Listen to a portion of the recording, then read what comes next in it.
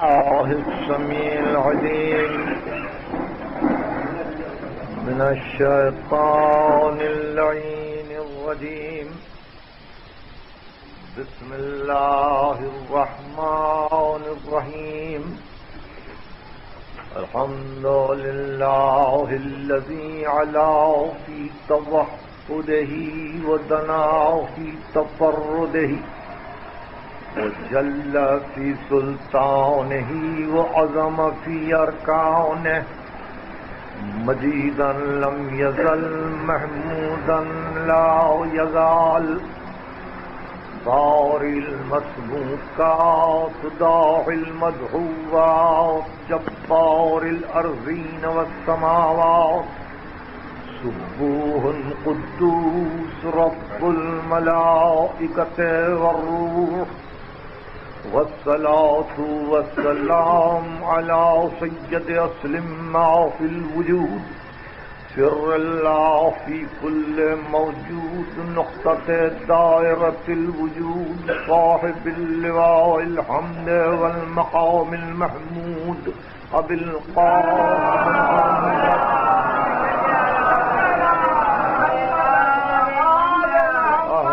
بيته الطيبين الطاهرين المعصومين المظلومين الذين أذهب الله عنهم الرجس وطهرهم تطهيرا.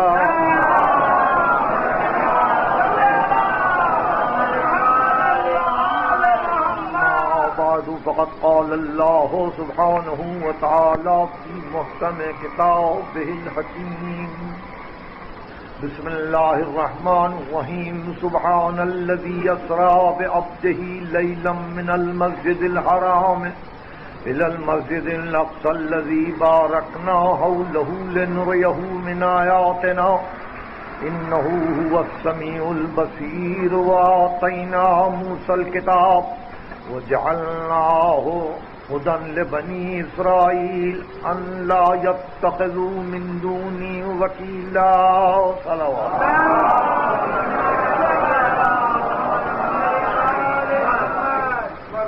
میں معذرت خواہ ہوں کہ برقی نظام کی خرابی کی وجہ سے تقریباً کوئی 7-8 منٹ کی دیری کے ساتھ یہ مجلس شروع ہو رہی ہے، اور اس اعتبار سے جہاں جہاں ریلے پر یہ تقریر سنی جا رہی ہے اور جو حضرات سن رہے ہیں میں ان سے معافی کا خواہاں ہوں. یہ 6ٹھی تقریر ہے اور آج جن مسائل پر اب تک گفتگو ہو چکی ہے ان کو آپ کے حافظے کے سپرد کرتے ہوئے صرف ایک امر کی طرف متوجہ کرنا ہے، اور وہ یہ ہے کہ یہ پہلی آیت تو ختم ہوئی مگر اس سلسلے میں چند باتیں یاد رہیں. وہ یہ کہ مفسرین نے معراج کے سلسلے میں طویل مباحث اختیار کیے اور اس سے ضخیم کتابیں لکھی گئیں،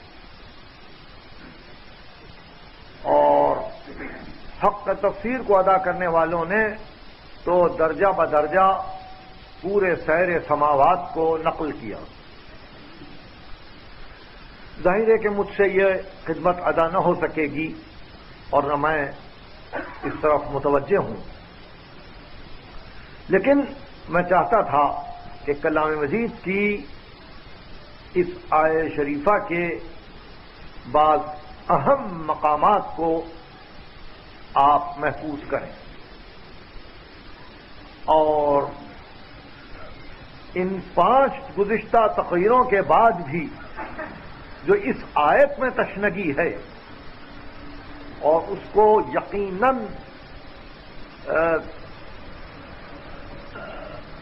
اور بہر صورت آپ کی سماعت کے لیے ہدیہ ہونا چاہیے اور آپ کو اس طرف توجہ کرنی چاہیے، وہ یہ کہ یہ آخری ٹکڑا لِنُرِيَهُ مِنْ آیاتنا، کہ معراج کا مقصد یہ تھا کہ ہم اپنی نشانیاں دکھلائیں. لِنُرِيَهُ مِنْ آیاتنا إِنَّهُ هُوَ السَّمِيعُ الْبَصِيرُ،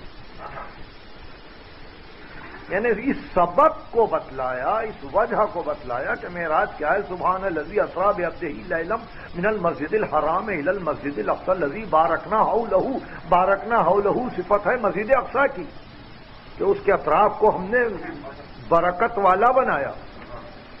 اور نبی کے آنے کی وجہ یہ بتلائی لِنُرِيَهُ مِنْ آیاتنا، تاکہ ہم اپنی نشانیوں میں سے نبی کو کچھ نشانیاں بتلائیں. انہ هو السمیع البصیر، وہ سننے والا بھی ہے اور دیکھنے والا بھی.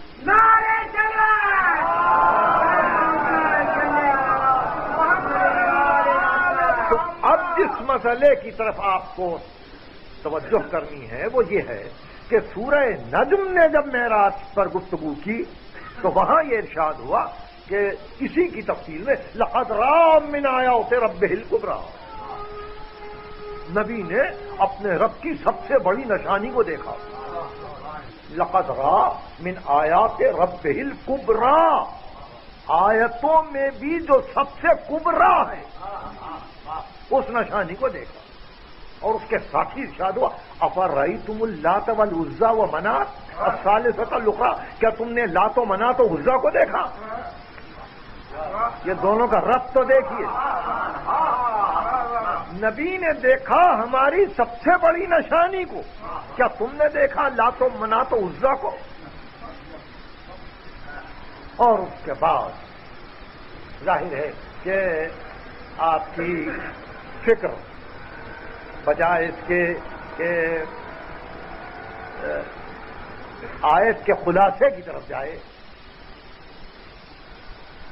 میں اسی لفظ آیت پر تھوڑی سی گفتگو کروں جو آج کی تقریر کے لیے تمہید بن جائے اور پھر ہم نتیجہ کلام پہ پہنچیں. قرآن مجید نے لفظ آیت کو عجیب طرح سے استعمال کیا ہے،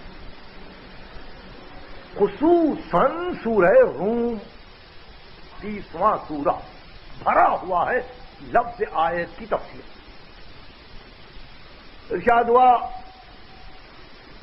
وَمِنْ آیَاتِهِ مَنَامُكُمْ بِاللَّيْلِ، اس کی نشانیوں میں سے ایک نشانی ہے جو رات کو تم سوتے ہو.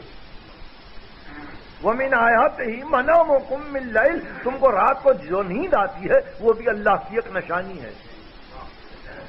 وَمِنْ آیَاتِهِ أَنْ يُرِيكُمُ الْبَرْقَ خَوْفًا وَطَمَعًا، اور اس کی نشانیوں میں ایک نشانی ہے کہ تم بجلی کو کبھی ڈر سے اور کبھی ایک خواہش کے ساتھ دیکھتے ہو اس کے چمکنے کو. ڈر یہ ہے کہ کہیں خرمن نہ ڈل جائے اور طمع یہ ہے کہ شاید اس کے پیچھے ابر ہو.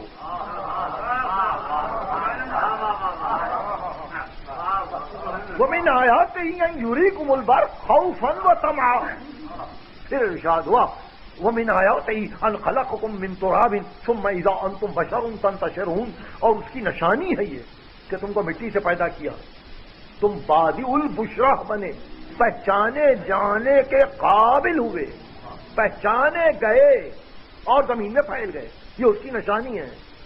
وَمِنْ آیَاتِهِ أَنْ خَلَقَ لَكُم مِّنْ أَنفُسِكُمْ أَزْوَاجًا، اس کی نشانی ہے کہ تمہارے نفوس سے جوڑے پیدا کیے. اور پھر مختلف مقامات پر آیات کے سلسلے میں یہ بھی ہدایت ہوئی کہ اگر کوئی اللہ کی آیتوں کو جھٹلائے، اللہ کی آیتوں کو جھٹلائے ثم کان عاقبۃ الذین اساءوا سوءا ان کذبوا بآیات اللہ وقالوا بها یستهزئون، بدترین انجام ہے اس کا جو اللہ کی آیتوں کو جھٹلائے. یہ بھی تنبیہ. تو اب اس طرح سے قرآن مجید کو آپ مسلسل پڑھتے جائیں گے، اس کی تلاوت فرماتے جائیں گے تو پتہ چلے گا کہ رات بھی آئے تھے، دن بھی آئے تھے،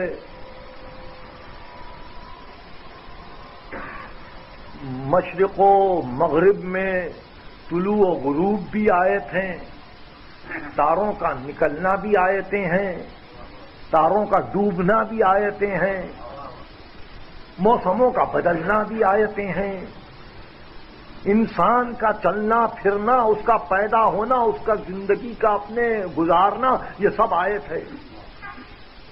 اور ادھر ارشاد ہوا لقد رأى من آیات ربہ الکبریٰ، تو رات کو دکھلانے کے لیے بلایا تھا،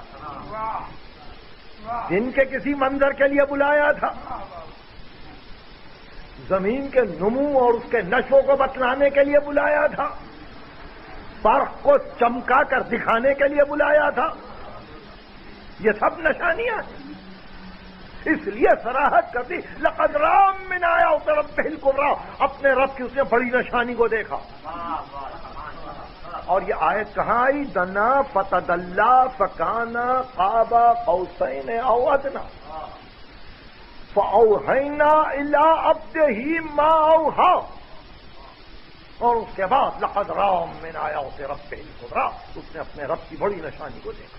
ہم کو نہیں معلوم، ہم نہیں بتلا سکتے کہ اس نے کیا دیکھا، واضح ہو جائے۔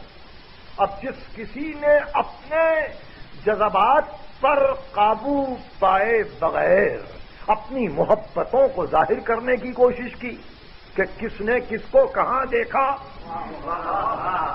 تو یہ باتیں میرے حیطۂ تقریر سے باہر ہیں، میں اس پر نہ گفتگو کر سکتا ہوں نہ آپ کی توجہ کو منعقد کر سکتا ہوں، یہ میرا کام نہیں ہے۔ اس لیے کہ ظاہر ہے کہ میں چاہتا ہوں کہ سند رہے اور کوئی سند آپ کے پاس نہیں، صرف اتنا معلوم ہوتا ہے معراج کی آیتوں سے کہ لقد رأى من آیات ربہ الکبریٰ، اس نے اپنے رب کی سب سے بڑی نشانی کو دیکھا۔ افرأیتم اللات والعزی ومناۃ الثالثۃ الاخریٰ، کیا تم نے لات و مناۃ و عزی کو دیکھا؟ یعنی آیت کبریٰ کے مقابل میں بت آئے، اس نے آیت کبریٰ کو دیکھا، تم نے بتوں کو دیکھا۔ اب بتوں کی ضد کیا ہے؟ بتوں کی ضد کیا ہے؟ یہ بھی ایک گفتگو ہے۔ یا بتوں کو بنانا یا بتوں کو توڑنا، یہ دو عمل ایسے ہیں کہ جو توجہ کے لیے جاذب ہیں کہ ممکن ہے یہ بھی کوئی نشانی ہو اور شاید اس طرح گفتگو ہو۔ بہرحال صرف انسان کے لیے غور و فکر کے واسطے راہیں تو نکل سکتی ہے، مگر قطعی طور پر کچھ نہیں کہا جا سکتا۔ اس لیے آپ مجھے معاف کریں گے، میں ایک لفظ اس سلسلے میں نہیں کہوں گا، فقط یہی کہ اس نے اللہ کی سب سے بڑی نشانی کو دیکھا۔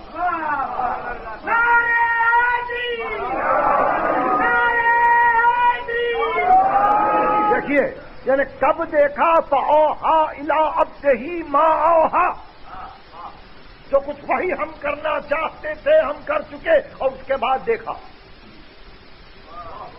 اور اس کے بعد اب میں ظاہر ہے کہ محدثین کی خدمت میں حاضری دوں گا اور ان سے پوچھوں گا کہ رسول نے کیا کیا دیکھا، رسول نے کیا کیا دیکھا، تاکہ آپ کا ذہن آج کسی خاص منزل پر کام کرے۔ دیکھیے رسول گئے ہیں معراج، معراج کو سبوں نے لکھا، بخاری نے لکھا، مسلم نے لکھا، صحاح کی ساری کتابوں میں معراج ہے، اپنے پرائے یگانے بیگانے سبوں نے لکھا معراج کو۔ کسی نے کہا روحانی ہے، کسی نے کہا جسمانی ہے، کسی نے کہا روح و جسم دونوں کے لیے ہے، کسی نے کہا فقط خواب ہے، کسی نے کہا تخیل ہے، کسی نے کہا نور کی ایک کیفیت ہے۔ بہرحال جو کچھ صحیح معراج ثابت ہے، معراج ثابت ہے۔ اور اب اس کے بعد مختلف مقامات پر مختلف تفصیلات ہیں۔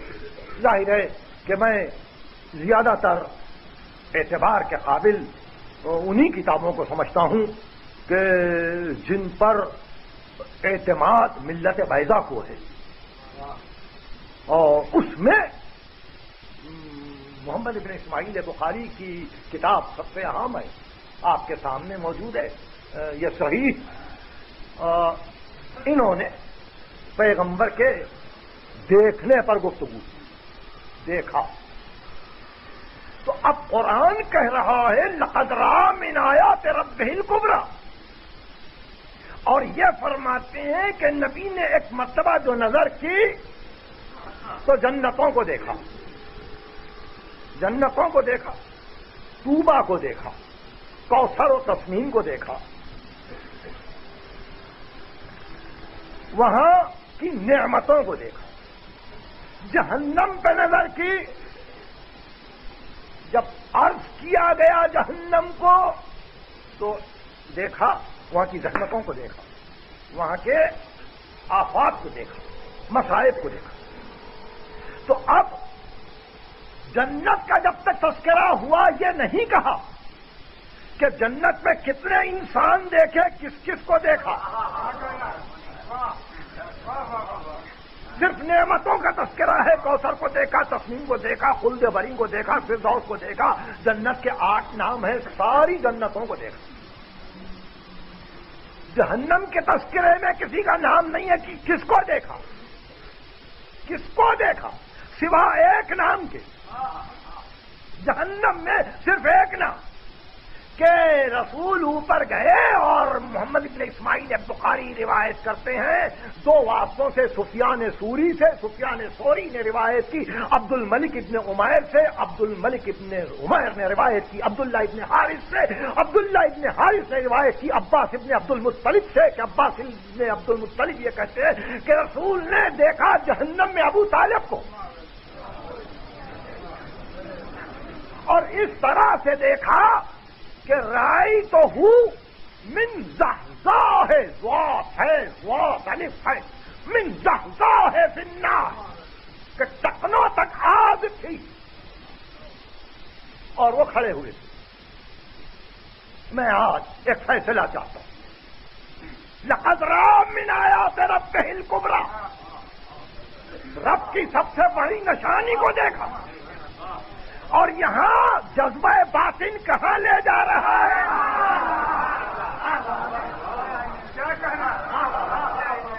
تعلقات کہاں کھینچے لیے جا رہے ہیں انسان کو، کہ انہوں نے دیکھا ابو طالب کو جہنم۔ آپ دیکھیں، ابو لہب کو نہیں دیکھا، ابو جہل کو نہیں دیکھا، انہوں نے عبداللہ ابن ابی سلول کو نہیں دیکھا، جو متفق علیہ ہے جس سے سارے مسلمان، کہ اتنا بڑا منافق تھا کہ جتنی منافقین کے متعلق آیتیں ہیں سب ایک ہی عبداللہ ابن سلول کے متعلق ہیں، حالانکہ دنیا کو نہیں معلوم کہ عبداللہ ابن ابی سلول کے پردے میں کتنے آدمی کام کر رہے ہیں۔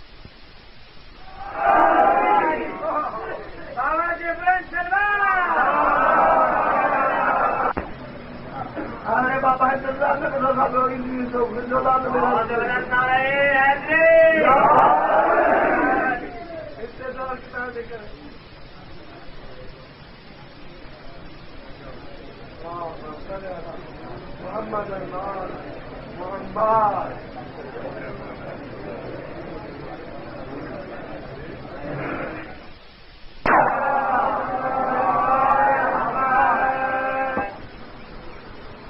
کیونکہ ریلے ممکن ہے، اور ممکن ہے تھوڑی دیر کے بعد ہم اپنی آواز کو ان بھائیوں تک بھی پہنچا سکیں گے جو نیچے بیٹھے ہوئے ہیں، لیکن وقت کے اس حصے کو جو یوں گزر رہا ہے، دل یہی چاہتا ہے کہ بہر صورت اس کو کسی مصرف کے حوالے کیا جائے.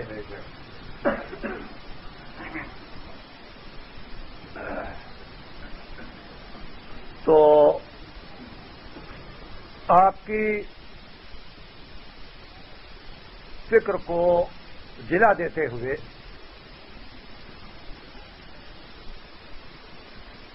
ایک مرتبہ پھر یہ گفتگو کہ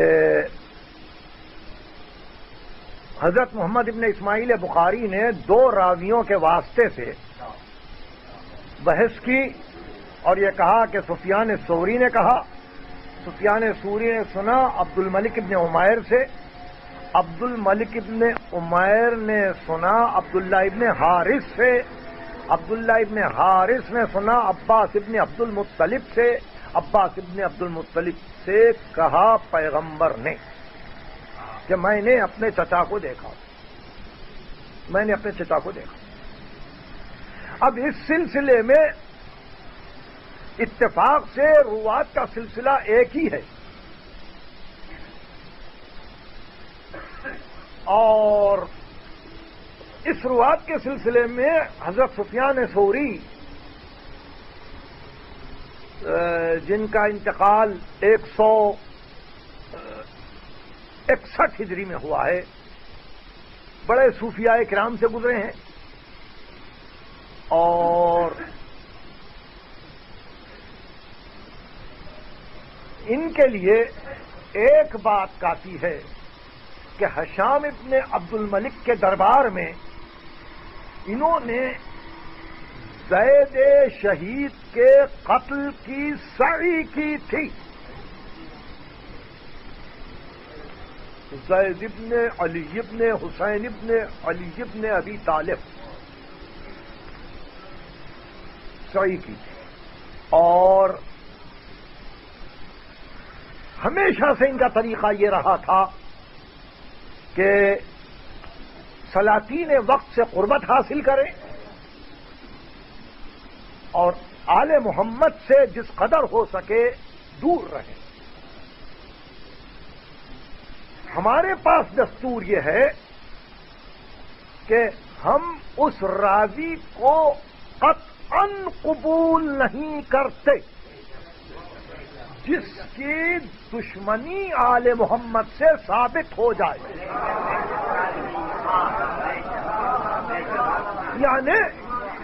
یعنی ہم کسی روایت کو ابن زیاد سے نہیں لے سکتے, عمر سعد سے نہیں لے سکتے, ہرملہ سے نہیں لے سکتے, ابن ملجم سے نہیں لے سکتے ہیں. یہ سب راوی ہیں, یہ سب راوی ہیں.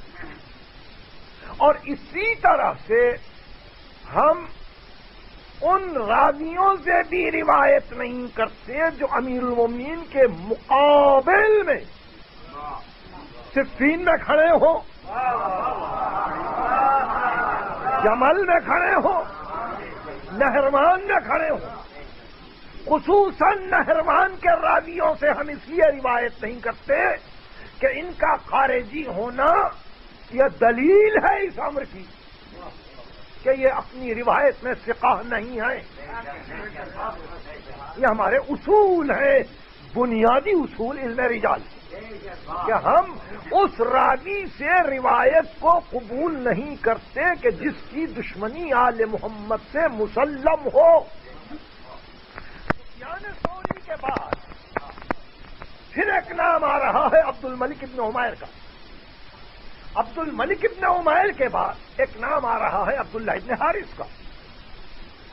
اب ذرا غور فرمائیں کہ یہ 3 راوی اس روایت میں ہیں. تینوں راویوں کے متعلق علماء اہل سنت والجماعہ میں جو سب سے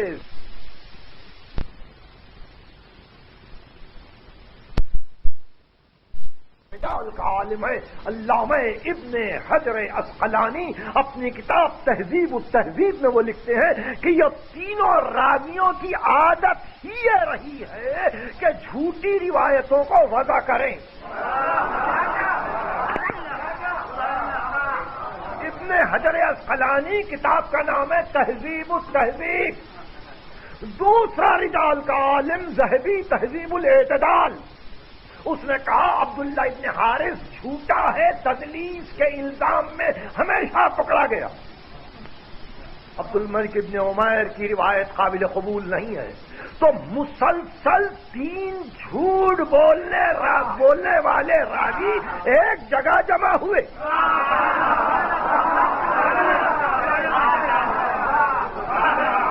مسلسل 3 جھوٹ بولنے والے راوی ایک جگہ جمع ہوئے، اور انہوں نے ایک روایت یہ پیش کی کہ پیغمبر نے اپنے چچا کو معراج کی رات میں دیکھا کہ جہنم میں کھڑے ہیں اور ان کے پاؤں میں آگ ہے، ٹخنوں پر آگ ہے، اور فرماتے ہیں کہ باقی دل اور دماغ سب آگ سے بلند ہیں۔ اب صرف یہ دیکھنا ہے کہ اتنی زحمتیں، اتنا طویل سفر، اتنی بلندیاں، اتنی قربت،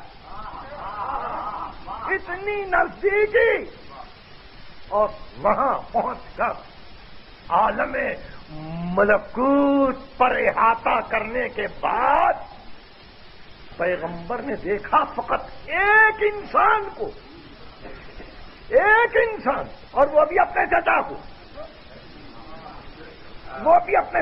یہ صحیح عین میں پورے معراج میں ایک ہی روایت ہے یہ، اور اس انسان کے لیے ہے کہ جس انسان کے متعلق یہ کہا جاتا ہے کہ وہ نبی نہیں ہے، نبی نہیں ہے، یعنی انبیاء کو دیکھا، موسیٰ کو دیکھا، ابراہیم کو دیکھا، عیسیٰ کو دیکھا، سارے انبیاء سے ملاقاتیں کی، یہ اور بات ہے، مگر جہنم میں نے اپنے چچا کو دیکھا کہ وہ آگ میں کھڑے ہوئے ہیں، اور وہ اس لیے آگ میں کھڑے ہوئے ہیں کہ میں نے شفاعت کی تھی، شفاعت قبول ہوئی، ورنہ سرتاپا آگ میں ہوتے۔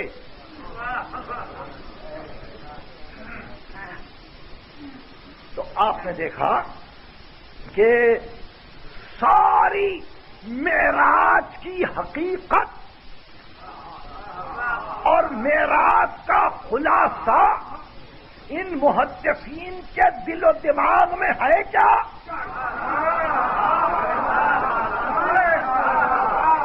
دیکھا آپ نے غصہ کہاں نکالا، کس مقام پر بے اختیار یہ ابل پڑے، اس مقام پر انہوں نے اپنے دل کے پھپولے توڑے، اور پھر انہیں سارے معراج کی حقیقت پڑھ کے ہم پہنچے تو ابو طالب تک پہنچے، ابو طالب تک پہنچے، میرے مطلب کی بات تو مجھے مل گئی، میرے مطلب کی بات مجھے مل گئی کہ معراج کی حقیقت ان محدثین کے پاس یہ ہے کہ چچا کو جا کے دیکھا، چچا کو دیکھا، کہاں دیکھا، یہ اپنے اپنے مذاق پر ہے،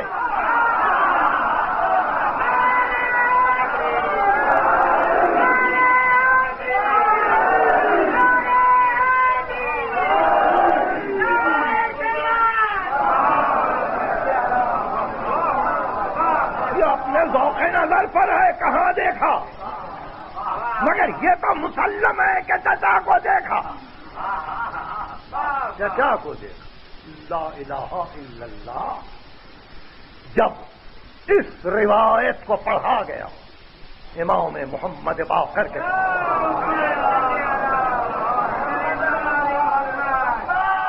یہ فرزند رسول اس طرح سے بھی ایک روایت آئی ہے، ارشاد فرمایا اس روایت کی فکر نہ کرو، چھان بین کی بھی ضرورت نہیں ہے، مگر اتنا سن لو کہ امیر المومنین نے اپنے زمانے حکومت میں جب کبھی قافلہ حج کو بھیجا ہے تو بسا اوقات دو دو چار چار آدمیوں کو حضرت ابو طالب کا نائب بنا کر بھیجا ہے تاکہ ان کی طرف سے حج ادا کرے.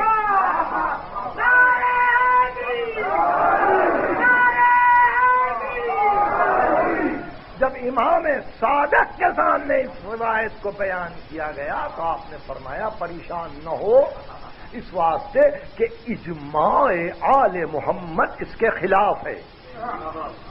اجماع آل محمد اس کے خلاف ہے اور وہ اس کی پرواہ نہیں کرتے کہ کیا کہا جا رہا ہے. قصہ صرف اتنا ہی کہ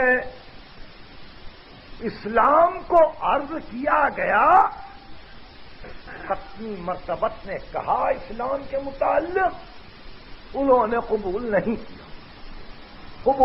کیا اور پھر اس کے ساتھ یہ بھی کہ حفاظت میں پیغمبر کے زندگی بسر کی. یہ ہے پیغمبر کی حفاظت. کتنے برس؟ بچپن سے لے کے، یعنی جس وقت پیدا ہوئے باپ کا سایہ نہیں تھا سر پہ.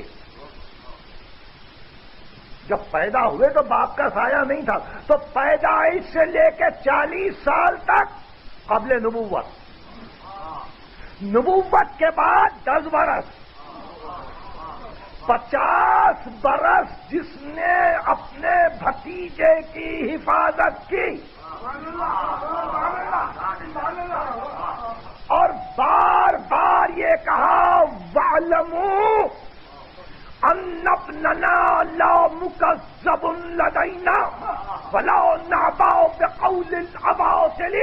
جان لو کہ یہ ہمارا بیٹا، اس کو کوئی جھٹلا نہیں سکتا، اور اگر کسی نے اس کو جھٹلانے کی کوشش کی تو ہم کبھی باطل پرستوں کی پرواہ نہیں کرتے.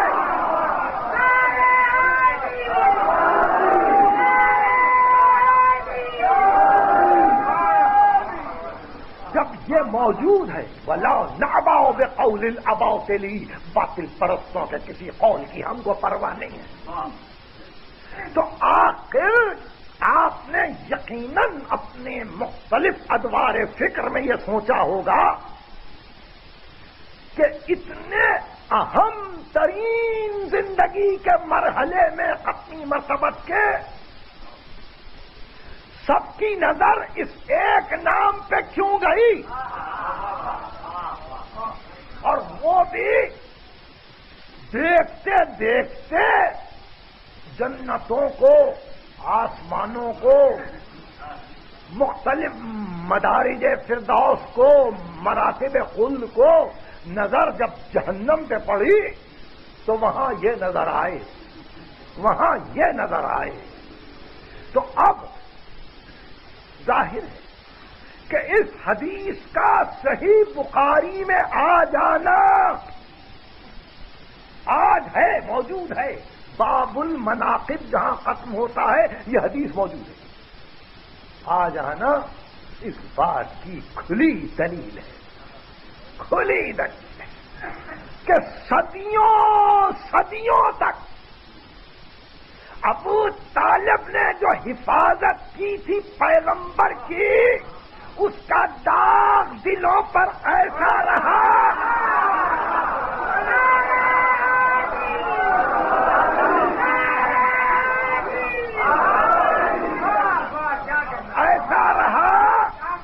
کہ ہر طرح سے اس داغ کو مٹانے کی کوشش کی، یہاں تک کہ حدیث زحزاح کو وعدہ کیا کہ کم از کم اس سے وہ جلن کم ہو، وہ سوزش کم ہو، وہ تپش کم ہو، وہ حیرانی کم ہو. مگر اللہ رے معجزہ ذات گرامی ابو طالب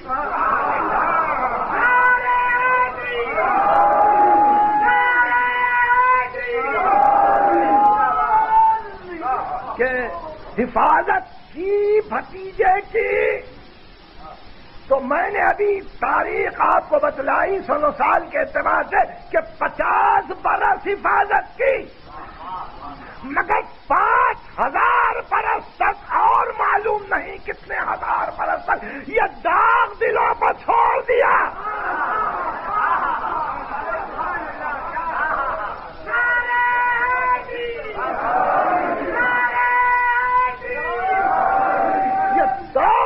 پر چھوڑ دیا کہ اب سوچتے ہی رہو، اب سوچتے ہی رہو، اکیلا میں، تنہا میں، اور پورا مکہ، پورا قریش، پورے قبائل، پورے بت پرست،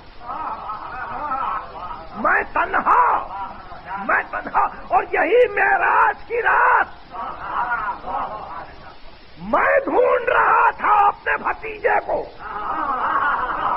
ہاتھ میں تلوار تھی، کبھی خانہ کعبہ میں جاتے، کبھی ایک قریشی کے پاس جاتے کہ دیکھو اگر محمد کو کسی نے اذیت دی تو آج خون کی ندیاں بہہ جائیں گی، اور ایسے میں میری بیٹی نے پکار کے کہا ام ہانی نے بابا آؤ، آ گئے رسول کو دیکھتے ہی پوچھا کہاں تھے؟ کہا چچا جان اللہ نے معراج میں بلایا تھا، تو سب سے پہلا تصدیق کرنے والا تو یہی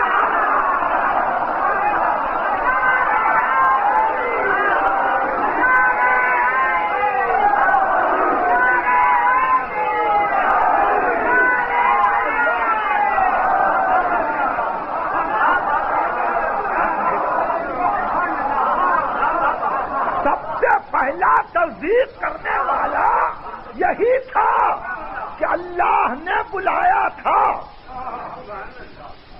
تو اسی تصدیق نے بہت سے دلوں کو چھید دیا، اسی تصدیق نے بہت سے دلوں کو برما دیا، اسی تصدیق نے بہت سے دلوں میں داغ ڈال دیے کہ سب سے پہلے تصدیق کر دی، سب سے پہلے تصدیق کر دی، اور صبح کو سرداران قریش آئے، کہا سنا آپ کو معراج ہوئی تھی؟ کہاں؟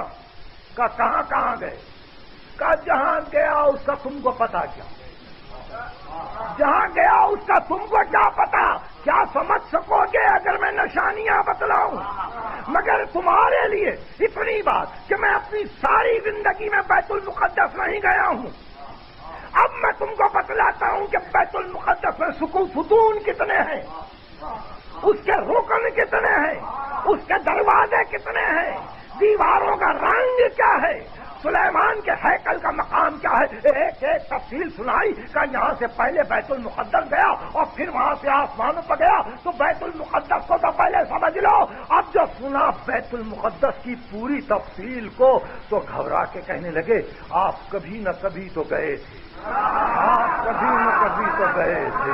تو آپ نے دیکھا وہ پہلے جانا تو ان کے لیے یقینی ہے۔ بتلایا کہ بیت المقدس کے متعلق پوچھنا ہو تو پوچھ لو، ایک ایک مقام کو پوچھ لو، وہاں کی تفصیل میں بتلاؤں گا۔ اوپر کی باتیں تم کیا جانو، اوپر کی باتیں تم کیا جانو، اوپر کی باتیں تو وہی ہوں گی، اوپر کی باتیں وہی ہوں گی کہ جب معراج کی شب ختم ہوئی اور نبی باہر نکلے تو نبی نے اپنے نفس کو مسکراتے ہوئے دیکھا۔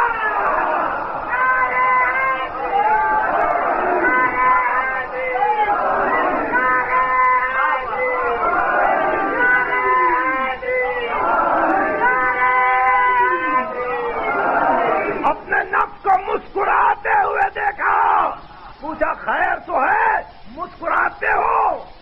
کہاں اللہ کے رسول رات اچھی گزری، رات اچھی گزری۔ کہا کیسے؟ کہ اللہ کے رسول تفصیل آپ سنائیں یا میں سناؤں؟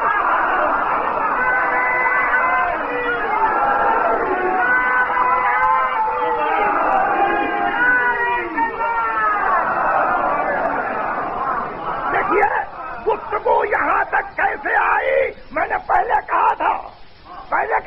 کہ ہم جذبات کی رو میں نہیں جائیں، مگر سلسلہ کلام نے مجبور کیا کہ جب ابو طالب کے متعلق دنیا یہ کہتی ہے فقط اس لیے کہ وہ علی دین عبد المطلب کہہ کے مر گیا،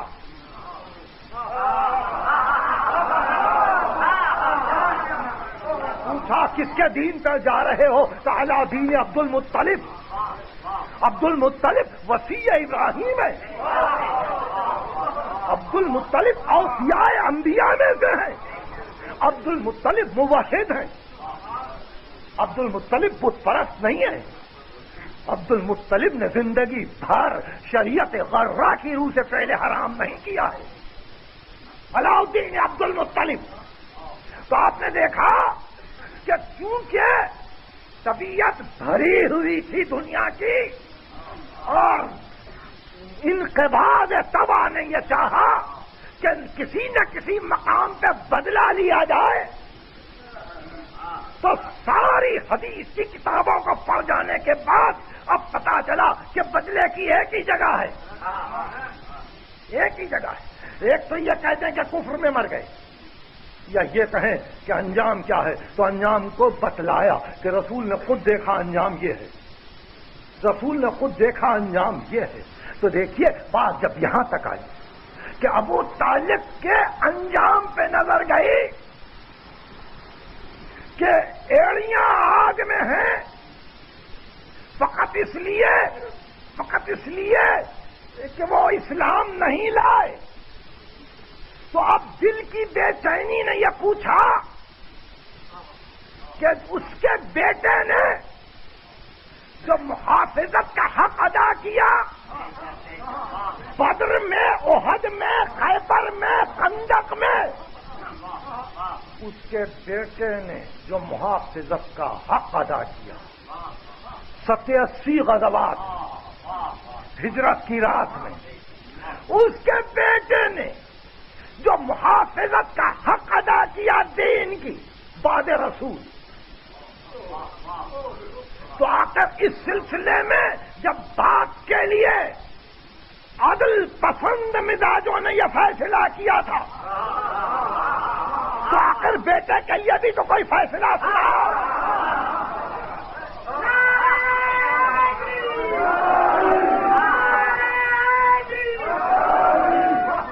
آپ نے دیکھا اتنے ایمان کو دیکھ کر تو کچھ تو کہو، امام حسن عسکری صلوات اللہ علیہ وسلم، بہت سے سنیے اس روایت کو 11ویں امام کے سامنے پیش کیا گیا کہ زحزاہ من النار، ایک مرتبہ کہا ہاں ممکن ہے ان راویوں نے روایت کی ہو، مگر تم مجھ سے کیا چاہتے ہو؟ اب کیا فرزند رسول ابو طالب کے متعلق کچھ پوچھنا ہے، کیا پوچھو گے اس کے متعلق کہ اگر میزان اعمال میں اس کا ایمان ایک کفہ میزان میں رکھ دیا جائے اور ساری دنیا کا ایمان دوسرے کفے میں رکھا جائے تو ابو طالب کا ایمان گراں ہوگا۔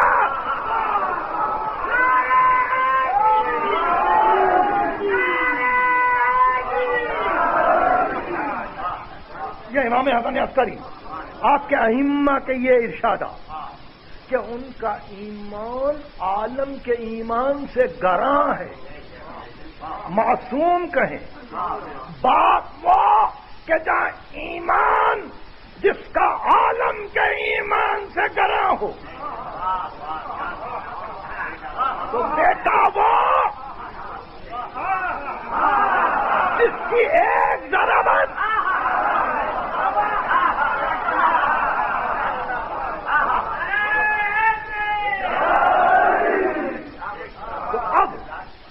آپ معاف کریں، آج تقریر اسی منزل پر ختم ہو رہی ہے کہ قرآن نے یہ کہا کہ ہم نے طلب کیا تھا اس لیے کہ تاکہ ہم اپنی بڑی نشانیوں کو بتلائیں، اور پھر دوسرے مقام پہ کہا لقد راؤ من آیات ربہ الکبریٰ، ہماری بڑی نشانی کو دکھلایا۔ میں نے سورہ روم کی آیتیں پڑھی کہ رات بھی نشانی ہے، دن بھی نشانی ہے، مرنا یہ سب نشانیاں ہیں، اور ایسی منزل پر یہ دن کی نشانی ہے، مرنا یہ سب نشانیاں ہیں، اور ایسی منزل پر جب طلب کیا تھا تو کیا اسی لیے طلب کیا تھا کہ کائنات کی چھوٹی چھوٹی چیزوں کو دکھلاتا، یا یقیناً کوئی ایسی نشانی تھی کہ جس کو کہا گیا کہ لقد رأى من آیات ربہ الکبریٰ، اس نے اللہ کی سب سے بڑی نشانی کو دیکھا، سب سے بڑی نشانی کو دیکھا، تو پھر دل یہ کہتا ہے کہ یقیناً کوئی راز ہوگا، اور راز کی باتوں میں ہم کوئی دخل نہیں رکھتے، نہ ہم سے یہ کہا گیا کہ اس کی تفسیر یہ ہے، اس کی تشریح یہ ہے، لیکن جب ہم نے مفسرین کو اور محدثین کو دیکھا تو انہوں نے ایک نیا شگوفہ کھلایا، اور وہ شگوفہ یہ تھا کہ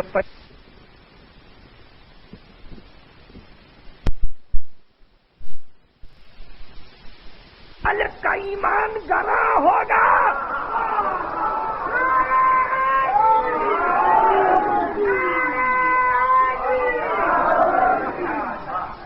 یہ امام حسن عسکری آپ کے ائمہ کے یہ ارشادہ کہ ان کا ایمان عالم کے ایمان سے گراں ہے، معصوم کہیں، بات وہ کہ جہاں ایمان جس کا عالم کے ایمان سے گراں ہو،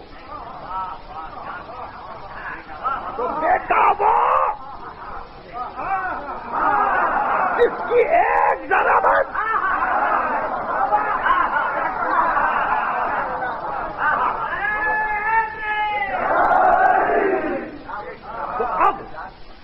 آپ معاف کریں، آج تقریر اسی منزل پر ختم ہو رہی ہے۔ میں نے سورہ روم کی آیتیں پڑھی کہ رات کی نشانی ہے، دن کی نشانی ہے، مرنا یہ سب نشانیاں ہیں، اور ایسی منزل پر جب طلب کیا تھا تو کیا اسی لیے طلب کیا تھا کہ کائنات کی چھوٹی چھوٹی چیزوں کو دکھلاتا، یا یقیناً کوئی ایسی نشانی تھی کہ جس کو کہا گیا کہ لقد رأى من آیات ربہ الکبریٰ، اس نے اللہ کی سب سے بڑی نشانی کو دیکھا، سب سے بڑی نشانی کو دیکھا، تو پھر دل یہ کہتا ہے کہ یقیناً کوئی راز ہوگا، اور راز کی باتوں میں ہم کوئی دخل نہیں رکھتے، نہ ہم سے یہ کہا گیا کہ اس کی تفسیر یہ ہے، اس کی تشریح یہ ہے، لیکن جب ہم نے مفسرین کو اور محدثین کو دیکھا تو انہوں نے ایک نیا شگوفہ کھلایا، اور وہ شگوفہ یہ تھا کہ پیغمبر نے اپنے چچا کو دیکھا، پیغمبر نے اپنے چچا کو دیکھا۔ میں ایک مرتبہ پھر توجہ چاہتا ہوں، اگر آپ نے توجہ نہیں کی ہے تو پھر توجہ کیجئے، سارے معراج کی گفتگو میں، سارے معراج کی گفتگو میں محمد ابن اسماعیل بخاری کا زور یہ ہے کہ اپنے چچا کو دیکھا، تو اب ظاہر ہے کہ اس کو غور کرنے والا نیتوں کو پڑھنے کے بعد، ارادوں کو دیکھنے کے بعد، فطرتوں کو آزمانے کے بعد، محبت و نفرت کے جذبات کو سمجھنے کے بعد وہ اس منزل پر پہنچتا ہے کہ اچھا موقع نکلا، اچھا موقع ڈھونڈا اس امر کو واضح کرنے کہ کہاں کس نے کس کو دیکھا، کہاں کس نے کس کو دیکھا۔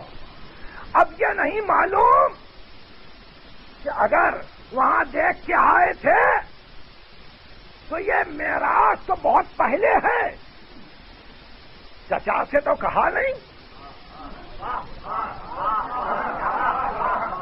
بھتیجے نے چچا سے تو کہا نہیں، اور پھر عجیب بات کہ چچا کی اطاعت میں، چچا کی فرما برداری میں، چچا کی بات کو ماننے میں ذرہ برابر جو کمی آئی ہو، چچا نے کھلایا کھا لیا، چچا نے پہنایا پہن لیا، چچا نے بلایا چلے گئے، کبھی یہ نہیں کہا کہ آپ کو تو وہاں دیکھ کے آ رہا ہوں، آپ کو تو وہاں دیکھ کے آ رہا ہوں۔ بہرحال حیرت سی حیرت ہے، ناموں کو یاد رکھیے، کبھی موقع ملے ان حدیث کی کتابوں کو دیکھنے کا تو ان حدیث کی کتابوں کو دیکھیے اور یہ دیکھیے کہ کہاں جا کے ان لوگوں نے اپنا زور قلم صرف کیا اور اپنی فکر کو کس طرح سے استعمال کیا کہ وہاں پیغمبر نے دیکھا، وہاں پیغمبر نے دیکھا اور اس حال میں دیکھا، اس حال میں دیکھا، یعنی کسی قاتل کو نہیں دیکھا،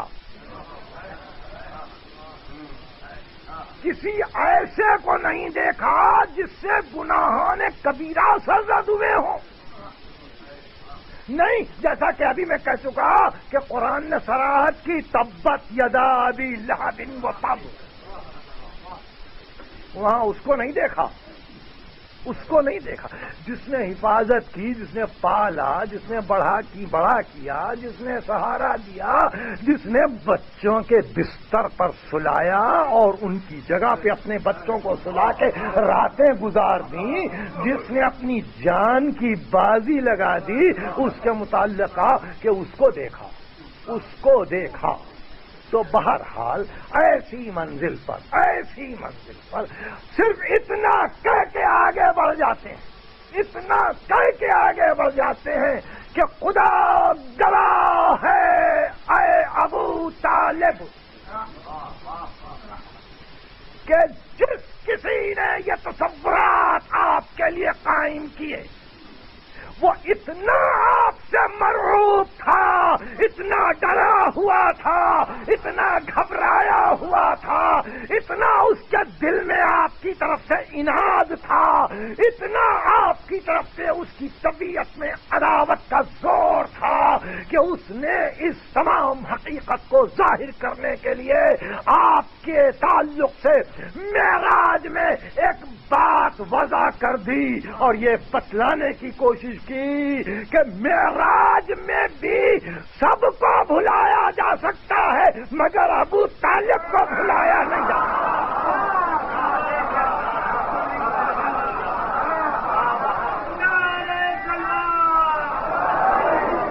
یعنی اب جس طرح سے وہ قابل ذکر ہو مگر ابو طالب کو بھلایا نہیں جا سکتا ہے، ابو طالب کو بلایا نہیں جا سکتا۔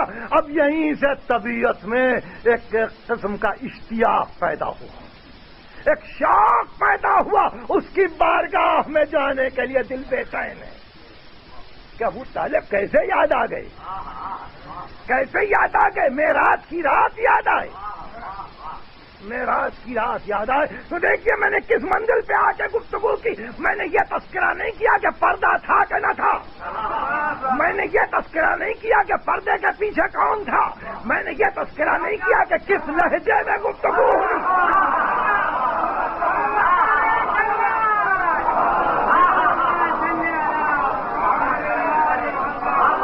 آپ دیکھ رہے میں نے یہ گفتگو نہیں کی کہ کس کے لہجے میں گفتگو ہوئی، کلام کس کی آواز میں تھا، اس لیے کہ میں جان رہا تھا کہ یہ گفتگو چھڑے گی تو ممکن ہے کہ بہت زیادہ روایتوں پر نظر رکھنے والے یہ کہیں گے کہ سند نہیں ہے، اس لیے چلو بیٹے کے ذکر کو ہم نے چھوڑا،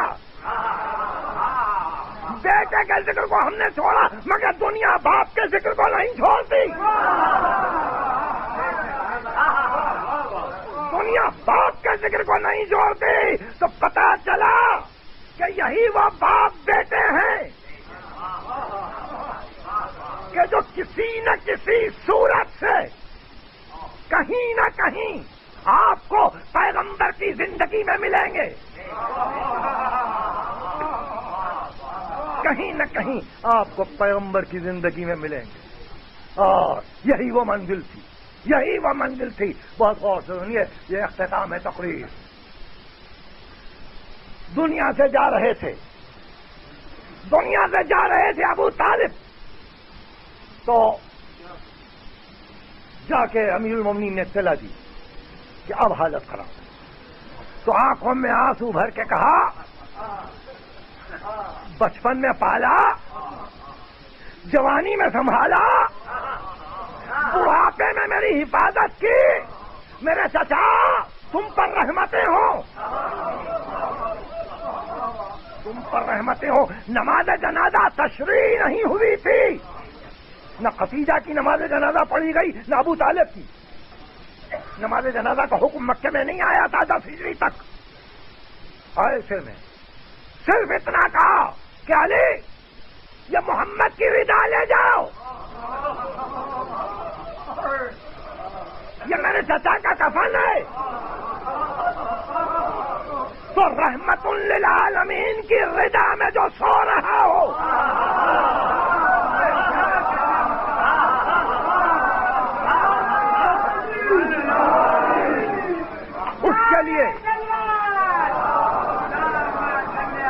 اس کے لیے یہ تصورات کہ یہ ابو طالب کا وقت وفات اور وہ رسول کا وقت وفات ہے.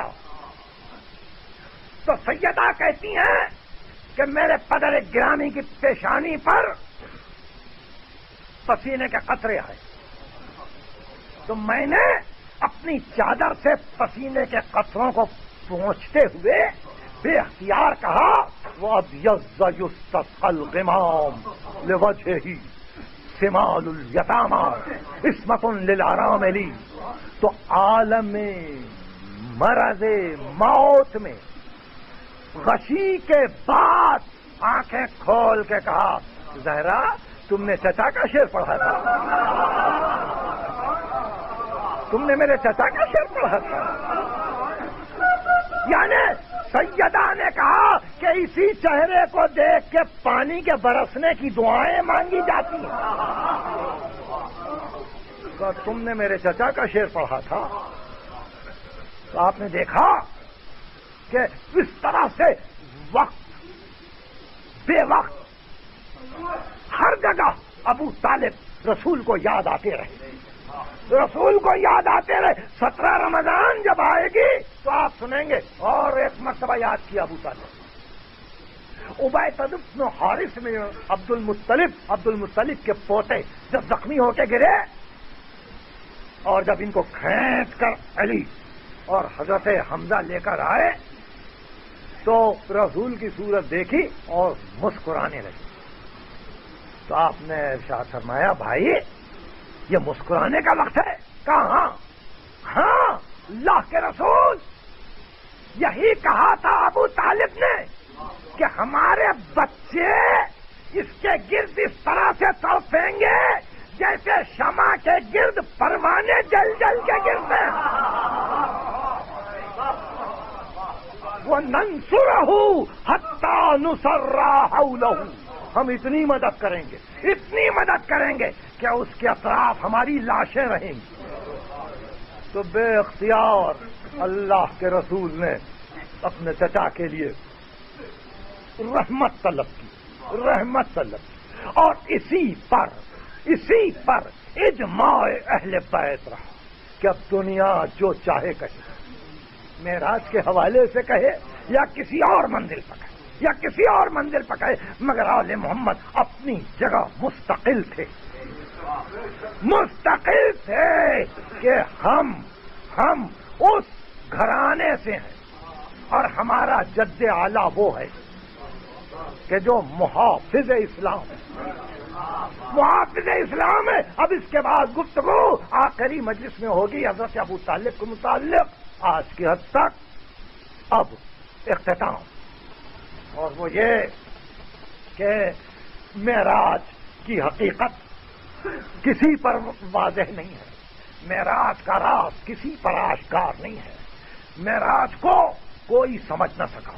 صرف یہی قرآن کے 2 سورے ہیں جو آپ کے سامنے ہیں. یہ تو بنی اسرائیل کی پہلی آیت، دوسرے والنجم کی چند آیت، والنجم کی چند آیت. مگر اسی سلسلے میں سورہ ضحیٰ کو بھی کوئی نہ بھولے، اس میں بھی کچھ تفصیل ہے. وَالضُّحَىٰ وَاللَّيْلِ إِذَا سَجَىٰ مَا وَدَّعَكَ رَبُّكَ وَمَا قَلَىٰ. اجالا گواہ ہے، اندھیرا گواہ ہے کہ تیرے پروردگار نے کبھی تجھ کو اکیلا چھوڑا ہی نہیں. مَا وَدَّعَكَ رَبُّكَ وَمَا قَلَىٰ. تیرے رب نے تجھ کو کبھی اکیلا نہیں چھوڑا. وَلَلْآخِرَةُ خَيْرٌ لَكَ مِنَ الْأُولَىٰ، انجام آغاز سے کہیں بہتر ہے. وَلَسَوْفَ يُعْطِيكَ رَبُّكَ فَتَرْضَىٰ، اور تیرا رب تجھ کو اتنا عطا کرے گا، اتنا عطا کرے گا کہ تو راضی ہو جائے، تو راضی ہو جائے. اور ہاں اے حبیب، تجھے نہیں خبر ہے کہ تیرے رب نے تجھے پالا جب تو یتیم تھا؟ الم یجدک یتیما فآویٰ، جب تو یتیم تھا تو تیرے رب نے پالا. اب بتاؤ ابو طالب کا مقام کیا ہے؟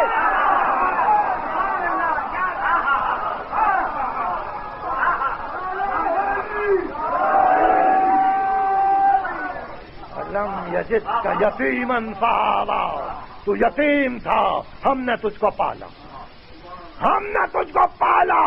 پالا کسی اور نے، نسبت ذات واجب کی طرف، نسبت ذات واجب کی طرف. تو آپ نے دیکھا اس شان سے پالا.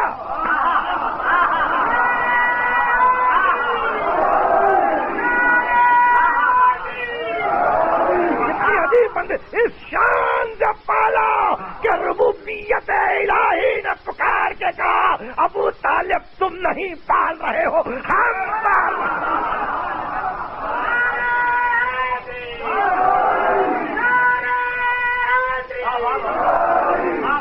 تو یہ مقام ابو طالب، بس اس کا جواب یہ، اس کا جواب یہ ہے کہ تم تین آدمیوں کو پیش کر رہے ہو، سفیان ثوری، عبد الملک ابن عمیر، عبداللہ ابن حارث، اور ہم قرآن کو پیش کر رہے ہیں. یہ قرآن ہے، پالا ہے یتیم بچے کو، ذات واجب نے نسبت اپنی طرف دی ہے، اپنی طرف دی ہے، اور کہا کہ تو یتیم تھا اور ہم نے تیری نگرانی کی. تو یتیم تھا، ہم نے تجھے پالا. اب تو ابو طالب کا مقام اتنا بلند ہے، اتنا بلند ہے کہ اب آخری منزل امام صادق فرماتے ہیں جب ان کے سامنے اس حدیث کا تذکرہ کیا گیا، میں نے ایک ایک امام کا تذکرہ کیا ہے زحزاح من النار کا، تو ایک مرتبہ مسکرا کے کہنے لگے قیامت کے دن حضرت ابو طالب اتنی شفاعت کریں گے گنہگاران امت، وہ اتنی شفاعت کریں گے گنہگاران امت کی کہ دنیا دیکھ کے حیران ہو جائے گی کہ شفاعت کا اختیار ان کو کہاں سے آیا.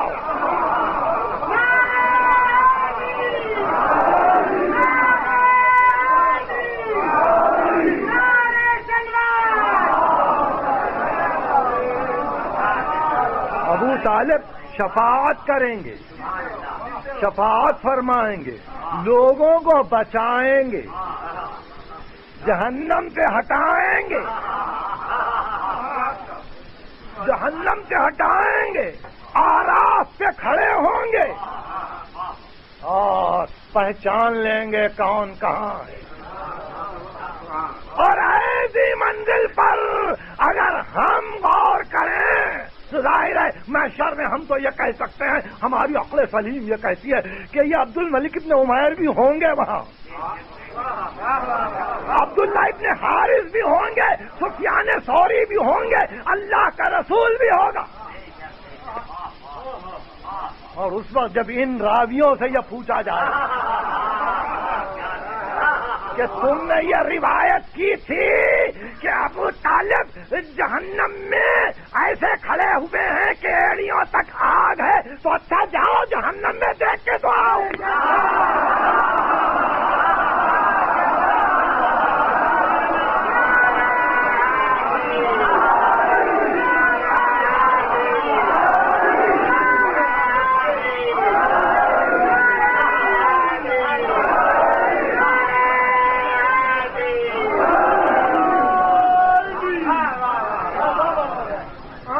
تصدیق کے لیے بھیجا جائے گا، بھیجا جائے گا، دیکھ کے آؤ. تم نے کہا تھا نا یہ روایت تم نے بیان کی تھی، دیکھ کے آؤ. تو پھر جانا لازم، واپس آنا ثابت نہیں۔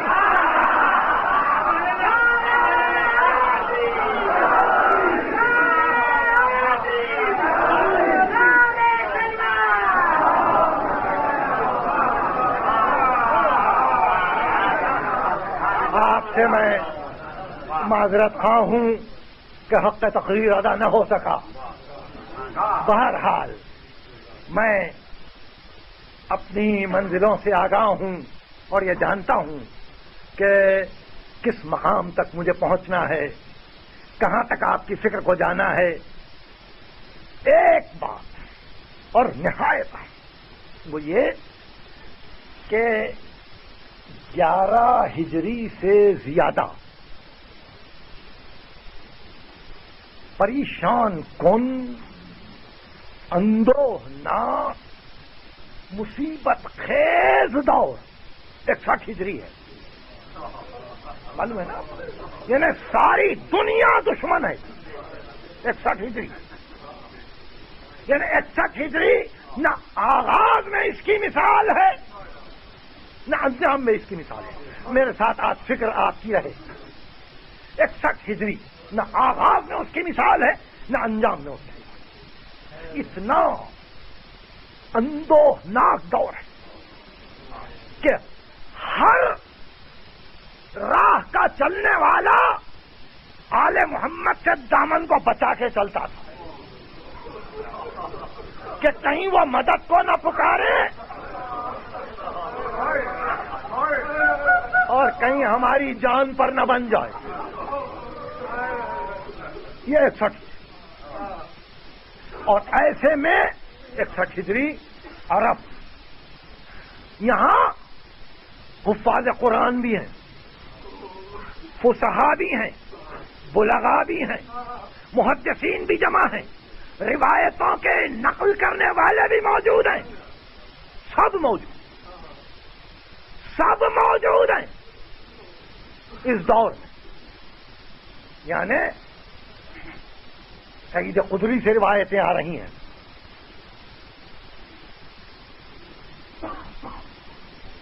عبداللہ ابن عباس سے روایتیں آ رہی ہیں، امہات المومنین سے روایتیں آ رہی ہیں، تقریباً صحابہ سے، تابعین سے، تبع تابعین سے روایتیں آ رہی ہیں 61 ہجری۔ اور ایسے میں اسلام کا دارالخلافہ شام، اور شام کے مملکت میں تہنیت کی رسم ادا ہو چکی، سر حسین آ چکا۔ بھائی میں بہت غور کا طالب ہوں، سر حسین آ چکا اور ایک نے ایک کو مبارکباد دی۔ دربار حیران کہ کیا ہے؟ ایسے میں کیا آپ اس بات کا یقین کر سکتے ہیں کہ معصوم نے یہ چاہا کہ اب یہ موقع ہے کہ اب ہو گفتگو یا معراج،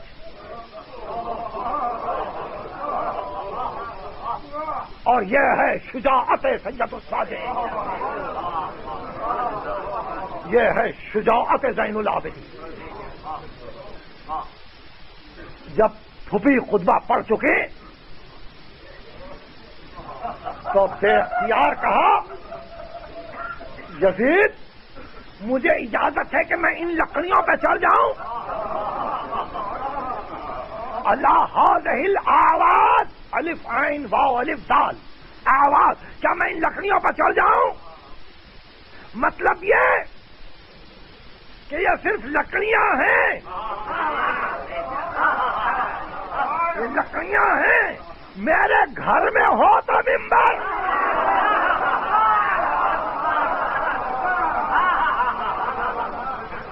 اللہ ہذہ الآواز، کیا میں ان لکڑیوں پہ چڑھ جاؤں؟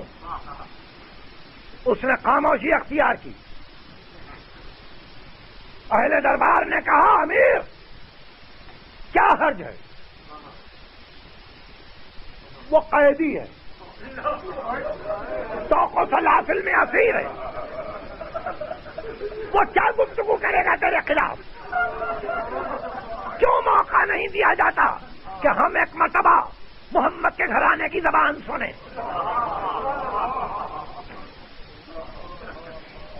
تو اہل دربار کا جبر دیکھ کر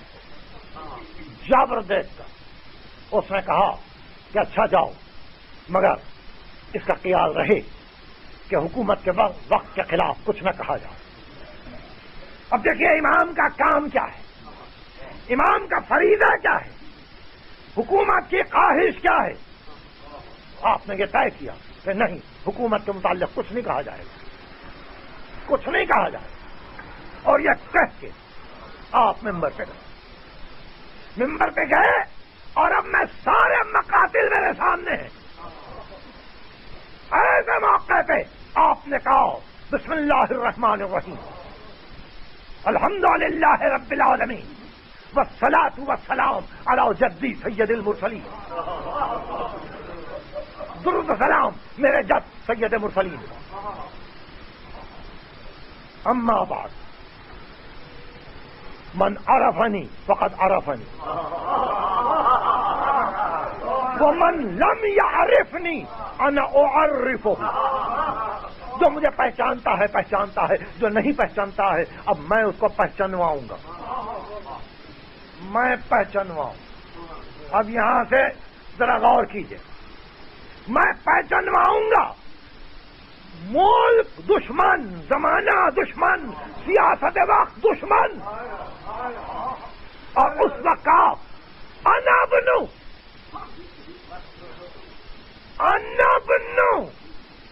مکہ و منا، میں مکہ و منا کا بیٹا ہوں۔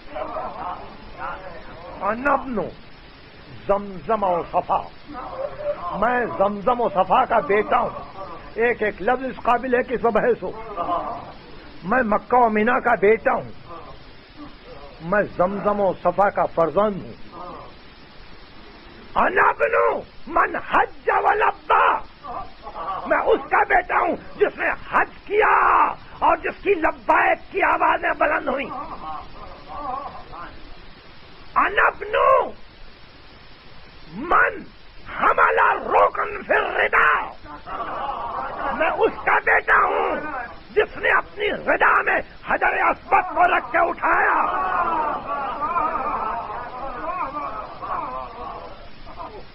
انا بنو، بہت غور سنیے، انا بنو من اسریا بہی الی مسجد الاقصی، میں اس کا بیٹا ہوں جس کو رات کے وقت مسجد اقصی تک معراج میں بلایا گیا۔ انا بنو من اسریا بہی الی مسجد الاقصی، انا بنو من بلغ الی سدرۃ المنتہی، میں وہ ہوں جس کو سدرۃ المنتہی تک پہنچایا گیا۔ انا بنو من دنا فتدلی، میں اس کا بیٹا ہوں جو نزدیک ہوا ڈول کے مانند ہو گیا۔ فکانا آبا قوسین او ادنا، اب میں اس کا بیٹا ہوں جو دو کمانوں کی طرح سے مل گیا۔ انا بنو من را من آیات ربہ الکبریٰ، میں اس کا بیٹا ہوں جس نے اپنے رب کی سب سے بڑی نشانی کو دیکھا۔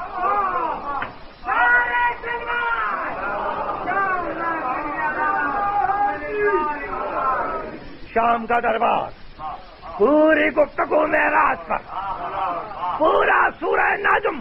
کسی کی مجال تھی کہ کوئی اٹھ کے یہ کہتا کہ فرزند شام کا دربار، پوری گفتگو معراج پر، پورا سورہ نجم۔ کسی کی مجال تھی کہ کوئی اٹھ کے یہ کہتا کہ فرزند رسول وہ تو خاک کے عالم میں تھا۔ کسی کی مجال تھی جو یہ کہے کہ وہ تو روحانی معراج تھی، جسد تو جس میں اقدس تو زمین پر تھا۔ نہیں، سب چپ تھے، سب حیرت میں تھے۔ تعارف ہو رہا تھا، اور تعارف اس شان سے کہ پوری معراج سے گفتگو تھی. سبحان الذی اسرا کی آیت کو بھی لے لیا، سورہ والنجم کی آیتوں کو لے لیا، اور اس کے بعد بے اختیار کہا انبن من قتل مظلوما، میں اس کا بیٹا ہوں جس کو مظلوم قتل کیا، میں اس کا بیٹا ہوں جس کو مظلوم قتل کیا، میں اس کا بیٹا ہوں جس کے گھر کو لوٹ لیا گیا، میں اس کا بیٹا ہوں جس کے اہل حرم کو اسیر کیا گیا. اب کسی کی مجال یہ نہیں تھی، کسی کی مجال یہ نہیں تھی. حاکم موجود ہے، شہنشاہیت ہے، مگر اب کوئی ہوا کا ہو طرفدار حاکم کا نہیں ہے. وہ وقت ابھی گزرا کہ ہر ایک اپنے دامن کو بچا رہا تھا. اب یہ معراج ہے آل محمد کی.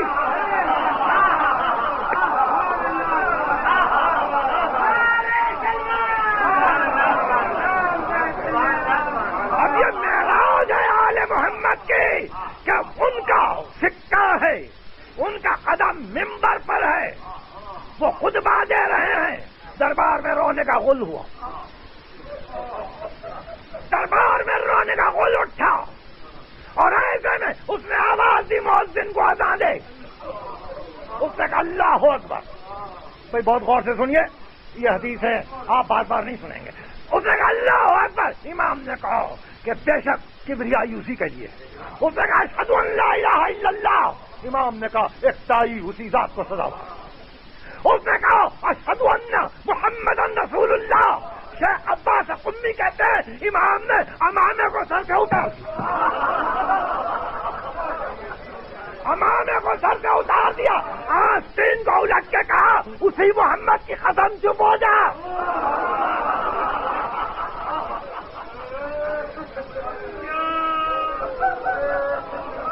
وہ چپ ہوا، وہ چپ ہوا.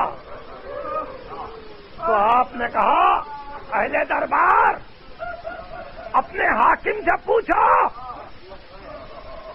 اپنے حاکم سے پوچھو کہ یہ محمد میرا جد ہے یا اس کا جد.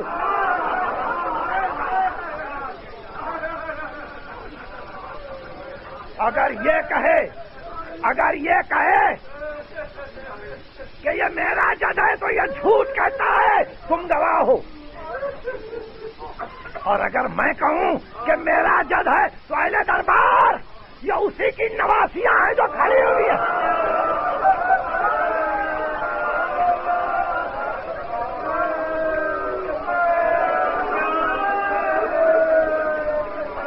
بھائی بہت غور سے سنیے،